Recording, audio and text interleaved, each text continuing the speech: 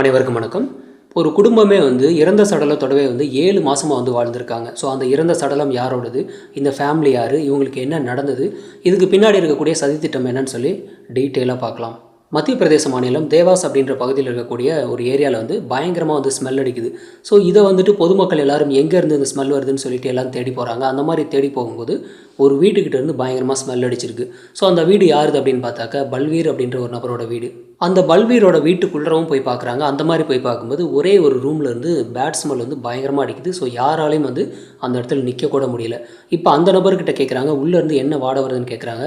So அவராலே வீட்டில் இருக்க முடியல. என்ன நடக்குதுன்னு சொல்லி அவருக்கும் ஒன்றும் புரியவே இல்லை. இமீடியட்டாக பிஎன்பி போலீஸ் ஸ்டேஷனுக்கு இன்ஃபார்ம் பண்ணுறாங்க. போலீஸும் டேரெக்டாக கிளம்பி இங்கே ஸ்பாட்டுக்கு வராங்க. வந்துட்டு அந்த டோரை ஓப்பன் பண்ணுறாங்க. ஓப்பன் பண்ணால் யாராலுமே பார்த்தீங்கன்னா அந்த இடத்துல இருக்கவே முடியல. அந்த அளவுக்கு பேட் ஸ்மெல் அடிக்குது. இப்போ அங்கே உள்ளே போய்ட்டு அந்த ரூம் ஃபுல்லாக தேடி பார்க்குறாங்க. அந்த மாதிரி தேடும்போது எதுவுமே கிடைக்கவே இல்லை. ஃபைனலாக அங்கே இருக்கக்கூடிய ஒரு ஃப்ரிட்ஜை ஓப்பன் பண்ணுறாங்க. அந்த மாதிரி போலீஸ் ஓப்பன் பண்ணும்போது ஓப்பன் பண்ணதும் ஃப்ரிட்ஜுக்குள்ளே இருந்து ஒரு இறந்த பெண்ணோட சடலம் கீழே விழுவுது. ஸோ இதை பார்த்ததும் போலீஸ்க்கு பேரதிர்ச்சியாக இருக்குது. ஏன்னா ஃப்ரிட்ஜுக்குள்ளே ஒரு பொண்ணோட சடலம் இருக்கான்னு சொல்லி பார்க்குறாங்க. அந்த சடலம் பார்த்தீங்கன்னா கை கால் எல்லாமே பார்த்தீங்கன்னா கட்டப்பட்டு ஒரு பெட்ஷீட்டால் பார்த்தீங்கன்னா சுற்றி இருக்குது. இதை பார்த்ததுக்கப்புறம் அடுத்த கட்ட விசாரணை போலீஸ் ஆரம்பிக்கிறாங்க. அதாவது இறந்த பொண்ணு யாரோடது, இவங்களுக்கு என்ன ஆச்சு, யார் கொண்டிருப்பாங்க, அதே சமயத்தில் இந்த வீடு யாரோடது, இவங்க இப்போ யார் குடியிருக்காங்கன்னு சொல்லி எல்லா விஷயத்தையும் பார்த்தீங்கன்னா போலீஸ் கேட்குறாங்க. அந்த மாதிரி கேட்டதுக்கப்புறம் இந்த ஹவுஸ் ஓனரோட பேர் தீரேந்திர ஸ்ரீவஸ்திரவா அப்படின்ற ஒரு பிஸ்னஸ் மேனோடதுன்னு சொல்லி தெரிய வருது. ஸோ அந்த நபரை என்ன பண்ணுறாங்கன்னா போலீஸ் விசாரிக்கிறாங்க. அந்த மாதிரி விசாரிக்கும் போது அவருக்கு மொத்தம் 2 ஃப்ளோர் வீடு இருக்குன்னு தெரியுது. அதாவது இப்போ இருக்கக்கூடிய இந்த கிரவுண்ட் ஃப்ளோரும் மேலே இருக்கக்கூடிய ஒரு மாடின்னு சொல்லி 2 ஃப்ளோர் இருக்குது. 2 ஃப்ளோர் வீட்டையும் பார்த்தீங்கன்னா வாடகைக்கு தான் விட்டுருக்காரு.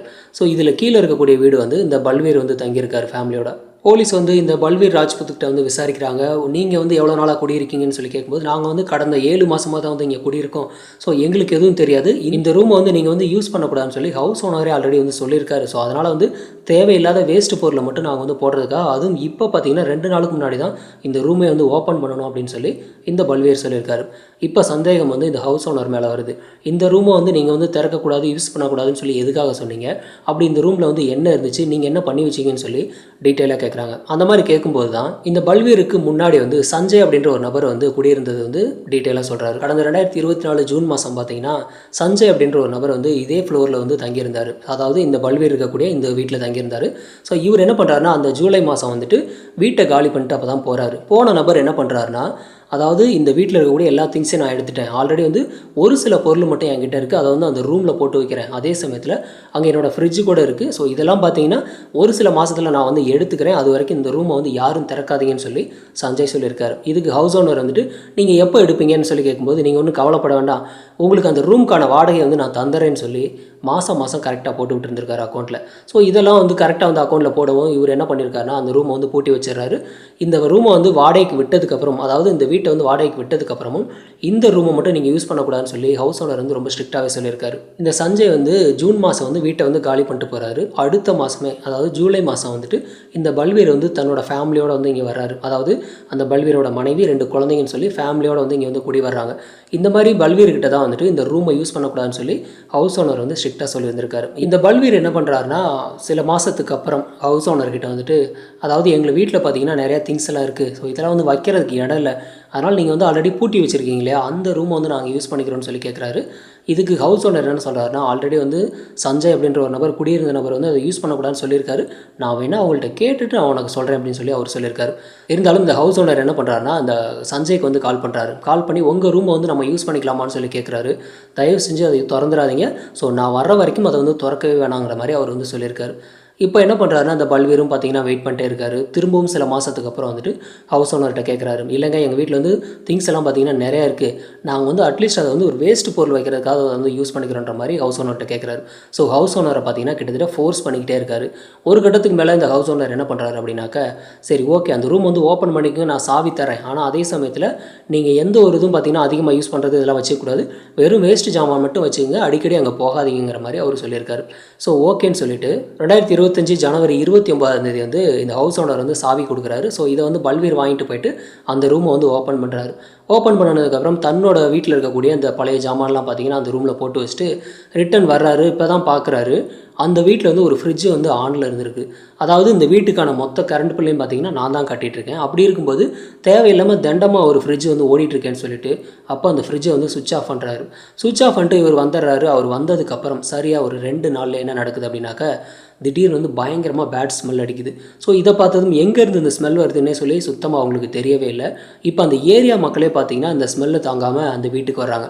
வந்ததுக்கப்புறம் தான் போலீஸையும் கூட்டிகிட்டு வந்துட்டு அந்த வீடு ஃபுல்லாக வந்து தேடுறாங்க. அந்த மாதிரி தேடும்போது இந்த ரூம்குள்ளே போயிட்டு அந்த ஃப்ரிட்ஜை ஓப்பன் பண்ணும்போது தான் அங்கேருந்து ஒரு பொண்ணோட சடலம் வந்து கீழே விழுந்திருக்கு. அதாவது இவ்வளோ நாளாக பார்த்தீங்கன்னா அதாவது கடந்த 8 மாதமாக வந்து ஒரு பொண்ணோட சடலம் வந்து உள்ளார இருந்திருக்கு.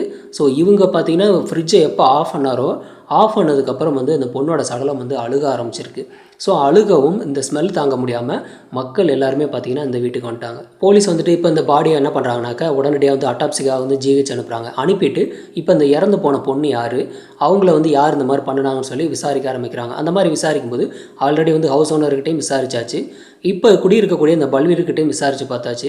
அடுத்ததாக பார்த்தீங்கன்னா இதுக்கு முன்னாடி குடியிருந்த நபரும் அதே சமயத்தில் இந்த ரூம் வந்து திறக்கவே கூடாதுன்னு சொல்லி சொன்ன நபர் அந்த சஞ்சய் கிட்ட விசாரிக்கிறதுக்காக அவரோட மொபைல் நம்பர் வாங்கி அவர் இப்போ எங்கே இருக்காருன்னு சொல்லி மொபைல் வந்து கால் ட்ரேஸ் பண்ணி பார்க்குறாங்க. அந்த மாதிரி ட்ரேஸ் பண்ணிவிட்டு ஒரு சில மணி நேரத்திலே பார்த்தீங்கன்னா அவரை வந்து அரெஸ்ட் பண்ணுறாங்க. அரெஸ்ட் பண்ணி அவரை வந்து விசாரிக்கும் போது தான் பல விஷயங்கள் வந்து போலீஸ்க்கே தெரிய வருது. ஆல்ரெடி வந்து இந்த சஞ்சய்க்கு வந்துட்டு மேரேஜ் ஆகி குழந்தைங்க இருக்காங்க, ஒய்ஃபெலாம் இருக்காங்க. அப்படி இருக்கக்கூடிய சூழலில் இந்த சஞ்சய் என்ன பண்ணுறாருன்னா பிரதீபா அப்படின்ற ஒரு பொண்ணோட வந்து லிவிங்கில் இருக்கார்.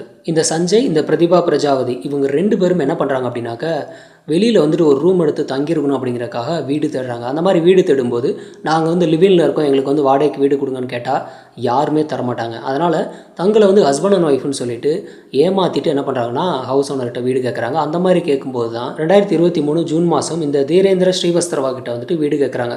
இந்த நபரும் பார்த்தீங்கன்னா ஹஸ்பண்ட் அண்ட் ஒய்ஃப் தானே அப்படின்னு சொல்லி ஃபேமிலியாக இருக்காங்கன்னு சொல்லி கிரவுண்ட் ஃப்ளோரை வந்து கொடுக்குறாங்க. இந்த சஞ்சய் பிரதீபா 2 பேரும் இந்த வீட்டுக்கு வந்ததுக்கப்புறம் இந்த பிரதீபா பார்த்தீங்கன்னா அந்த ஏரியாவில் இருக்கக்கூடிய மக்கள் எல்லாருக்கிட்டையும் வந்து ரொம்ப நல்லா பழகுறாங்க. பழகுனதுக்கப்புறம் ஆல்ரெடி வந்து இந்த பொண்ணு வந்து வளையல் பிஸ்னஸ் பண்ணிகிட்டு இருக்காங்க. ஸோ இந்த வளையலை பார்த்தீங்கன்னா அந்த ஏரியா மக்கள் எல்லாருக்கிட்டையும் வந்து விற்க ஆரம்பிச்சிருக்காங்க. பிஸ்னஸ் வந்து ரொம்ப நல்லா போய்கிட்டு இருக்கு. இந்த சஞ்சய் கிட்ட இந்த பிரதீபா வந்துட்டு ஆல்ரெடி நம்ம வந்து 5 வருஷமாக வந்து லிவிங்கில் இருந்துட்டு இருக்கோம். ஸோ இதுக்கப்புறமா வந்து இந்த மாதிரி கண்டினியூ பண்ணிட்டு இருக்கானா நம்ம வந்து மேரேஜ் பண்ணிக்கலாம் அப்படின்னு சொல்லி அந்த பொண்ணு சொல்கிறாங்க.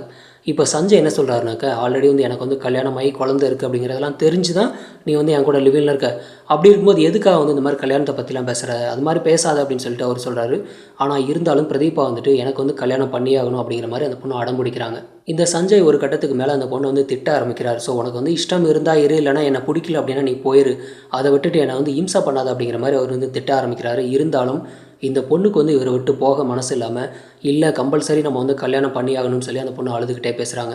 ஒரு கட்டத்துக்கு மேலே இந்த சஞ்சய் என்ன பண்ணுறாரு அப்படின்னாக்க இவரோட ஃப்ரெண்டான வினோத் அப்படின்ற ஒரு நபரை வந்து கூட்டிகிட்டு வர்றாரு. இந்த வினோத் இந்த சஞ்சய் 2 பேரும் பார்த்தீங்கன்னா ஒரு இடத்துல உட்காந்து ஃபுல்லாக டிஸ்கஸ் பண்ணுறாங்க. அதாவது சஞ்சய் என்ன சொல்லியிருக்காருன்னா நான் வந்து லிவிங்கில் இருக்கக்கூடிய இந்த பிரதீபா பார்த்தீங்கன்னா என்ன வந்து கல்யாணம் பண்ணிக்க சொல்லி ரொம்ப ஃபோர்ஸ் பண்ணுறா. ஸோ இந்த விஷயம் வந்து என்னோட ஒய்ஃபுக்கு தெரிஞ்சுன்னா ரொம்ப பெரிய பிரச்சனை ஆகிடும். அதே சமயத்தில் நான் வந்து இவகிட்ட வந்து கல்யாணம் பண்ணிக்க முடியாதுன்னு சொல்லி எவ்வளோ வந்து சொல்லி பார்க்குறேன். ஒரு கட்டத்துக்கு மேலே என்ன பண்ணியிருக்கா அப்படின்னாக்க என்னோட ஒய்ஃபுக்கிட்ட சொல்லிடுவேன்ற அளவுக்கு வந்து மிரட்டிட்டு இருக்கா. ஸோ என்ன பண்ணுறதுன்னு சொல்லிட்டு ஐடியா கேட்குறான். ஸோ அந்த மாதிரி கேட்கும்போது வினோத் என்ன சொல்லியிருக்கானா அந்த பொண்ணு இருக்க வரைக்கும் உனக்கு வந்து டேஞ்சர் தான். ஸோ அந்த பொண்ணை வந்து முடிச்சு கட்டுறது மட்டும்தான் கரெக்டாக இருக்குன்னு சொல்லி ஒரு ஐடியா கொடுக்குறான். ஸோ 2 பேர் என்ன பண்ணுறாங்கனாக்க இந்த பிரதீபா வந்து கொலை பண்ணுறதுக்கு ஒரு பிளான் பண்ணுறாங்க. 2024 ஜூன் மாதம் வந்துட்டு இந்த பிரதீபாவோட வீட்டுக்கு வந்துட்டு இந்த வினோத் வரார். வந்ததுக்கப்புறம் 3 பேரும் ஒன்றா உட்காந்து டிஸ்கஸ் பண்ணுறாங்க. ஸோ இவங்க 2 பேரும் பார்த்தீங்கன்னா கல்யாணம் வேணான்னு சொல்கிறாங்க. அதாவது இந்த சஞ்சய் வினோத். இந்த பொண்ணு பிரதீபா பார்த்தீங்கன்னா எனக்கு வந்து கல்யாணம் கம்பல்சரி பண்ணி ஆகணும்னு சொல்லி ஒத்த காலில் நின்றுருக்காங்க. ஸோ இந்த மாதிரி 3 பேருக்குள்ளேயும் பார்த்தீங்கன்னா வாக்குவாதம் ஆகிட்டுருக்கு. ஒரு கட்டத்துக்கு மேலே இந்த வினோத்தும் இந்த சஞ்சய் 2 பேர் வந்து பிளான் போட்டபடி ஒரு கயிறு எடுத்து அந்த பொண்ணோட கழுத்தில் இறக்கி அந்த இடத்துல வந்து முடிச்சிடறாங்க. ஸோ முடிச்சதுக்கப்புறம் அதே கயிறால் இந்த பிரதீபாவோட கை கால் 2யும் கட்டி அங்கே இருக்கக்கூடிய ஒரு ஃப்ரிட்ஜுக்குள்ளே வந்து வச்சுறாங்க. வச்சுட்டு டோர் வந்து க்ளோஸ் பண்ணிடுறாங்க. அதே சமயத்தில் ஃப்ரிட்ஜோட கூலிங் வந்து அதிகமாக இருக்கணும் அப்படிங்கிறக்காக நல்லா ஹை லெவலில் வச்சிடறாங்க. அதாவது இந்த பொண்ணோட உடல் வந்து அழுகிடக்கூடாது அப்படிங்கிறக்காக. ஸோ இந்த மாதிரி வச்சுட்டு என்ன பண்ணுறாங்கனாக்கா இந்த சஞ்சய் வந்து ரூமை காலி பண்ணுறாரு. காலி பண்ணுறதுக்கு முன்னாடி இந்த ஃப்ரிட்ஜை வந்து எடுத்துகிட்டு போகணும். அதே சமயத்தில் இந்த பொண்ணு உள்ளே இருக்கிறதுனால இதை வந்து எப்படி எடுத்துகிட்டு போகிறதுன்னு சொல்லி ஒரு வித பயமும் இருக்குது.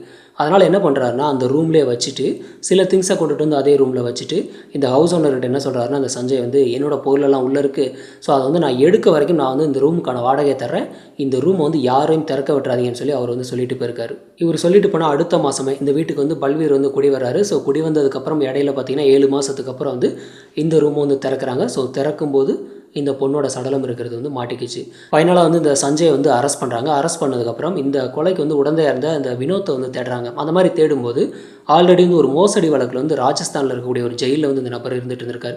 ஸோ இந்த விஷயம் போலீஸுக்கு தெரிய வருது. அங்கே ஜெயிலில் இருக்கக்கூடிய இந்த வினோத்தை வந்து வெளியில் எடுத்து விசாரிக்கிறாங்க. அந்த மாதிரி விசாரித்ததுக்கப்புறம் இவங்க சொன்ன எல்லா விஷயமும் வந்து உண்மைன்னு சொல்லி போலீஸுக்கு தெரிய வருது. இப்போ 2 பேரையும் அரெஸ்ட் பண்ணி மறுபடியும் ஜெயிலே போடுறாங்க. இந்த பல்வீரோட ஃபேமிலிக்கு வந்து இந்த சம்பவம் தெரிஞ்சதுக்கப்புறம் அவங்களோட மனநிலை எப்படி இருந்திருக்கும்? அதாவது 7 மாதமாக பார்த்தீங்கன்னா நம்ம குடியிருந்த அதே வீட்லேயே பக்கத்து ரூம்லேயே பார்த்தீங்கன்னா ஒரு பொண்ணோட சடலம் இருந்திருக்குன்னு சொல்லி நினைக்கும் போது அவங்க என்ன மாதிரி வந்து ஃபீல் பண்ணியிருந்திருப்பாங்க. இல்லீகல் அஃபையர் அப்படிங்கிறது கண்டிப்பாக ஒரு கிரைமில் போய் தான் முடியும். ஸோ அதே தான் இந்த கேஸ்லேயும் நடந்திருக்கு. அதாவது இந்த சஞ்சய்க்கு வந்துட்டு ஆல்ரெடி வந்து மேரேஜ் ஆகி குழந்தைங்களாம் இருக்காங்க, ஒய்ஃப் இருக்காங்க. அப்படி இருக்கக்கூடிய சூழலில் அவங்க எல்லாருக்கிட்டையும் பார்த்தீங்கன்னா தான் வந்து ஒரு நல்ல மாதிரி நடிச்சுட்டு ஃபேமிலிக்கே தெரியாமல் பிரதீபா அப்படின்ற ஒரு பொண்ணோட வந்து 5 வருஷமாக பார்த்தீங்கன்னா லிவில் இருந்திருக்காரு. ஸோ இந்த விஷயம் பார்த்தீங்கன்னா அந்த பிரதீபாவுக்கு வந்து ஆல்ரெடி வந்து மேரேஜ் ஆனது தெரிஞ்சு தான் அந்த பொண்ணு இருந்திருக்கு. ஸோ அந்த பொண்ணு மேலே வந்து இது வந்து மிகப்பெரிய ஒரு தவறு தான். ஸோ இப்போ 2 பேரோட எதிர்காலமும் பார்த்தீங்கன்னா டோட்டலாக இல்லாமல் போயிடுச்சு. இப்போ பிரதீபாவோட எதிர்காலம் வந்து முடிஞ்சிருச்சு, ஏன்னா அவங்க வந்து இறந்துட்டாங்க. இந்த சஞ்சய்க்கும் பார்த்தீங்கன்னா எதிர்காலம் இல்லாமல் போயிடுச்சு, அவரும் வந்து ஜெயிலுக்கு போயிட்டார். ஸோ இல்லீகல் அஃபேரில் இருப்பேன் அப்படின்னு நினச்சிங்க அப்படின்னாக்கா உங்கள் லைஃப் உங்கள் கையில் இல்லை அப்படிங்கிறது கிளியராக புரிஞ்சுக்கோங்க. இல்லீகல் ரிலேஷன்ஷிப்பை பொறுத்த வரைக்கும் உங்களுக்கு வந்து எதிர்காலம் அப்படிங்கிற ஒன்றே இருக்காது, ஒன்லி இறந்த காலம் மட்டும்தான் இருக்கும். அதனால் கவனமாக இருந்துக்கோங்க. இந்த கேஸை பற்றின உங்களோட கருத்துக்களை கமெண்ட்டில் பதிவு பண்ணுங்கள். நன்றி.